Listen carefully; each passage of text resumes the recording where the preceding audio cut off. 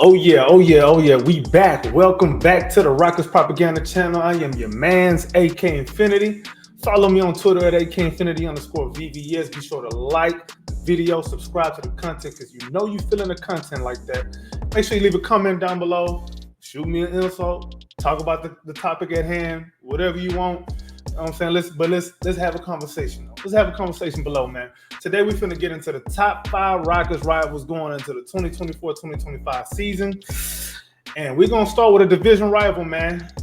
Of course, we're gonna start with the damn San Antonio Spurs, who I am tired of. I hate the fan base. I ain't gonna lie, the fan base ain't too bad. Some of them just kind of insufferable. There's a few of them, but for the most part, they ain't too bad. We went 3-1 against them last season. I ain't gonna lie, man. I don't really expect the same thing to happen again this coming season. Might go 2-2. They may end up being better because Wendy gonna end up being better. Remember, they got Chris Paul, even though he may or may not be healthy. But the Chris Paul effect, we know what the Chris Paul effect is on young teams. We've seen it with the OKC Thunder. Back when they first traded for Shai Gilgeous-Alexander, we saw how he had them young dudes playing playing real ball, playing smart ball. And I really believe that they brought in Chris Paul specifically for Stephon Castle. Chris Paul helped Wemby out too and get him some easier shots, but specifically to ingrain all of his basketball IQ into Stephon Castle. I ain't gonna lie, man. To me, I think Stephon Castle, he might be my top pick for being Rookie of the Year this season too. He just got it. Something about his game, man. I just think it's gonna translate to the NBA really well. But yeah, man, division rival. We got history with the Spurs. They done knocked us out the playoffs before. We done knocked them out the playoffs. No, have they knocked us out the playoffs? I might not be old enough to remember if they did or not, but I know we knocked them out because Hakeem put the wood on David Robinson. Yeah, so that is a team that I think we need to make sure we stay on top of them, man, because they coming. I believe they are coming. They still coached by Greg Popovich, so they're gonna play smart. They're not really gonna beat themselves. You're gonna have to beat them still, even though they're a young team. But yeah, man, I think we need to make sure we take care of business with them, man. I am expecting us to go 2-2 just because I think they're gonna get better. But I'd be happy with 3-1 or sweeping them. I'd be good with that. Next team I want to touch on, another division rival, Dallas Mavericks. Dallas Mavericks are a problem for us, man, and specifically Luka. So we went 1-3 against them last season. However, the one game we won, Luka didn't play. I want y'all to listen to something, bro. I got some stats on Luka against the Rockets. Y'all ready for this? All right, cool. Luka is averaging 41 points a game, 9 assists, 10 rebounds, 69% true shooting in the 3 games he played against us. Man, that's some bull. Man, that's some bull, dog. It's like it don't matter who guard him. It don't matter if you double team him, triple team him. It just doesn't matter. Like, he just gonna do what he wants. And however, I'll say this. We did play a lot of that one-on-one defense on Luka because we tried to shut down everybody else, and that didn't work. I mean, obviously, he averaged 9 assists. Like, if you're going to let him score 41 points, he needs to be around 3-4 assists. He can't be getting his teammates involved like that. And shooting 69% true shooting, that's crazy. To make matters worse, man, they got another rocket killer on that team. They just added Klay Thompson. Why? He just left Golden State. Golden State is in a decline. And he went to the Dallas Mavericks, who were a division rival of the Rockets. Klay Thompson probably going to average like 30 or 40 points against the Rockets by himself. Remember, they just had THJ, Tim Hardaway Jr., who has kind of fallen off a little bit. He was a Rockets killer. Like, that dude turned into MJ anytime he played against the Rockets. And this was with any team he played with, whether it was with New York, whether it was with, what's the team? Atlanta Hawks. He just had games against us where it's like, why is this dude not an all-NBA player? Like, who is this guy? Who is this masked man? And he's no longer, but they add a better version in Klay Thompson. Now, I'll say this. Klay Thompson kind of fell off a little bit. He's not what he used to be. He's not the defender he used to be. He's not even the shooter he used to be, but he's still a shooter though. He's still a better shooter than anybody on the Rockets. Probably not Reed Shepherd, but he's still a shooter than anybody on the Rockets. And when he played the Rockets, whatever he did in the past against any other team don't matter. If he playing the Rockets, he on point. He all NBA when he played the Rockets. If there was a team that was like full of, if you call it the all Rocket killer team, yeah, Klay Thompson starting on that team. He messed around be MVP on that team. Or at least the best player on that team. But yeah, man, that's the Dallas Mavericks. Our 4-5 rival, Houston versus Dallas. If you're a Dallas Mavericks fan watching this, I don't like you. I'm sorry. You either from Dallas or you root for anybody in Dallas. I don't like you. I just can't. I can't mess with you like that. But anyway, enough about the Mavericks. Next thing we're going to touch on Oklahoma City Thunder, man. Oklahoma City Thunder. Conference rival. We got hella history with that team going back to the Supersonics days, back when they had Gary Payton and Sean Kemp, and they used to play that switch everything. I think they might have been the original switch everything defense. They used to get a Rockets problems because for some reason, somehow Gary Payton used to hold us on against Hakeem. I don't know how they did that, how they pulled that off against us, and they used to always knock us out in the playoffs. It was the reason why we didn't make deep playoff runs, because we run into them and then that'd be it for them. That one year, if y'all remember the year when I think it was the Dikembe Mutombo's rookie season with the Nuggets, when they knocked out the Seattle Supersonics, that was when we won our first title, because we was like, all right, cool, ain't no more Supersonics in our way. Now we can go and get this thing. We go way back with this franchise. I don't like Thunder fan either, by the way. If you're a Thunder fan, screw you too. You're not as bad as Dallas Mavericks fans to me, but I don't like y'all. This is FYI. We actually went 2-2 against them last season. One of them games, one of them games SGA didn't play, but we played them at full strength earlier in the season anyway, and we boinked them. You know what I'm saying? we put that wood on them. Şengün is a problem for Chet Holmgren. He just is. However, this is going to be, Chet's second season, but it's really his third season. His second season playing, his third season overall. You remember he's in the same draft as Jabari and Paolo Banchero. I'm expecting him to come back a little bit better. He's still slim. He's still a little slim Jim. And it looked like they're going to be starting him at the 5. That's still going to be a problem. Well, he's going to have a problem with Şengün. That's for sure. But SGA is going to be a problem for everybody that we have as well. And then you got J Will. I think he's gonna come back better too. And remember, they just added Alex Caruso and Isaiah Hartenstein. So I expect them. There was already, I believe, a top 5 defensive team last season. I believe that will continue. I believe that the rebounding is going to improve, because that was a big Achilles heel that they had. They were not a very good defensive rebounding team last season. So the addition of Isaiah Hartenstein will help that out in the minutes when he comes in, because they say he's supposed to come off the bench. I think he agreed to come off the bench. So we're going to see what that looks like. I'm of the belief that if they start off a little slow, they're going to switch it up a little bit, and then he's going to end up either starting or he's going to play a little bit more. There might be some games where he does start. I don't know what their starting lineup is going to look like for real. I don't know if Caruso's going to start or Lu Dort. I don't believe so. Caruso probably going to come in as the 6th man. I don't know. I'm not sure. I don't follow them too hard, but I do believe we're gonna play some good games against them. They're gonna have some good games against us. It's gonna be entertaining every time the two teams play each other. It's always entertaining no matter what. Remember, I'd say my favorite game of the season last year was the one where we went into overtime and Jalen took over and was hitting shots over everybody. Made Lu Dort look like he didn't belong in the NBA.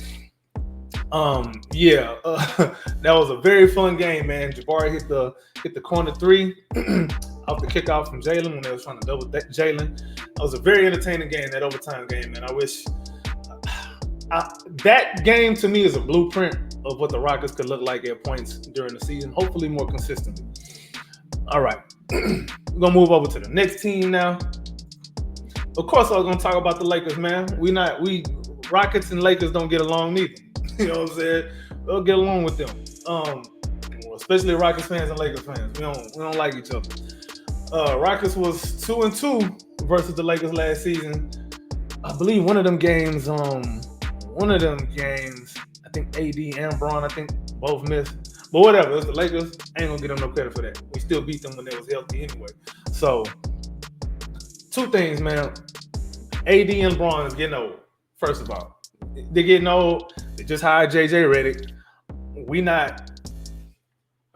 on the come up. We surging this way. Lakers is going this way. JJ Redick is not going to be a good coach for them. I'm going to call it right now. They're going to be one of the most disappointing teams in the NBA next season. They're not going to do anything different. They didn't really bring in anybody that's going to do anything different than what they already been doing. They may run some little different schemes or whatnot, but at the end of the day, man, they ain't got the talent. They're too old. They're not innovative at all the way they run their offense. Sure, they might be a solid defensive team, but are you really going to be that solid of a defensive team if AD is in street clothes? Because he will be in street clothes. Book that. You can guarantee that. But it's time for the Rockets, from a Rockets perspective, man, this is a little bit different from the Spurs, the Mavericks, and the Thunder, because those are teams that we like to be. We're going to all be in the thick of things with them three teams. But when it comes to the Lakers, man, it's time to start getting rid of the old guard. It's time to dispatch these fools, man. We got to dispatch them, because if we're really supposed to be that next up-and-coming young team, what do young teams do? They come in, when they play these old teams, they make sure that y'all look old. This is what we're supposed to do. And I expect the Rockets to do that. I expect the Rockets to out-athlete them, run them up out the gym. I expect them to make them look old, like make them look stupid, make them look like they don't belong on the court with us, make them look like they're supposed to be in the G League and not in the NBA. That's what the Rockets are supposed to do to these old teams. That's what we're supposed to do to these old heads, man. We're supposed to tell them, hey, man, here's your Social Security card. Go get your Social Security check. And I hope y'all have a nice retirement after this. But we trying to take y'all up out of here. We don't want y'all doing nothing against us. If I had to guess, we'd probably go 3-1 against them this coming season. That's probably me being a homer, but I don't think the Lakers are gonna be that good. They on the downturn, man. They don't have no hope over there, man. They're gonna have some infighting anyway, because they got LeBron's son over there, Bronny. He's gonna be over there getting minutes for no reason. Somebody gonna be pissed off because somebody who been playing in the league for longer than a few other guys on the team gonna be missing time because they want to make sure Bronny James get in the game and play with his dad. Hey, man, do what you do, and when you play us, ain't nothing that gonna work. Matter of fact, I hope we one of the first teams that they play, and I hope Bronny James get in the game, because if he get in the game, I guarantee he may finna expose that. I guarantee that's gonna happen. Next team, man. Next team. Final team. I think y'all knew I was gonna talk about the Warriors. Here's the problem, man. Man, we was 0-3 against the Warriors last season. We've lost, check this, 13 straight games to the Warriors. Matter of fact, we have not beaten the Warriors since February 20th of 2020. Steph and Klay didn't play that game. That's why we beat them. It is imperative. Same thing goes with the Lakers. Same kind of talking points I said about the Lakers. It is imperative that we obliterate them. Matter of fact, if I had it my way, I hope we play them in the play-in or in the playoffs somehow, some way. And if it's in the play-in, I hope we blow them out. If it's in the playoffs, I hope we sweep them. That'd be so sweet for every Rockets fan out there, man. Because this team has been a thorn in our side for a decade. I'm tired. I'm absolutely tired of that team. I'm tired of that franchise. I'm tired of that state, if y'all can tell. I don't like anything California. I'm so tired of the Warriors. Steph always going off. Klay gone, though. I say that. One of them Rocket killers is gone. Klay is gone. But then again, man, we've lost to the Warriors without Steph and Klay at the same time. In that time span, in that 13 games, we've lost to them while we was healthy. Matter of fact, I believe it was what? Christmas. I think it was a Christmas Day game. Nah, it wasn't a Christmas Day game. I think it was a game when we played the Warriors, and Stephen Klay is out. I think it was one of them injury seasons. I think Steph, Klay, and Draymond. I think that was all out. I think we still lost. I can't remember that. Correct me in the comments below if I'm wrong about that. But they just been a thorn in our side, man. Just like it don't matter what, don't matter who playing, it don't matter what jersey, color jersey we got on. If one of them jerseys say Warriors and another one say Rockets, the one with the Warriors is gonna win, man. And I'm so tired of this. The only way this is gonna make up is the only way I'm gonna be all right with this is if we knock them out the playoffs and we end up blowing that team up. Like we end up being the reason they trade Draymond or something. They're not trading Steph. That's not gonna happen. But they brought in so they have 2 key additions. I think that it's gonna help them, but it ain't gonna really do a whole lot. Not in this bloodbath of a Western Conference.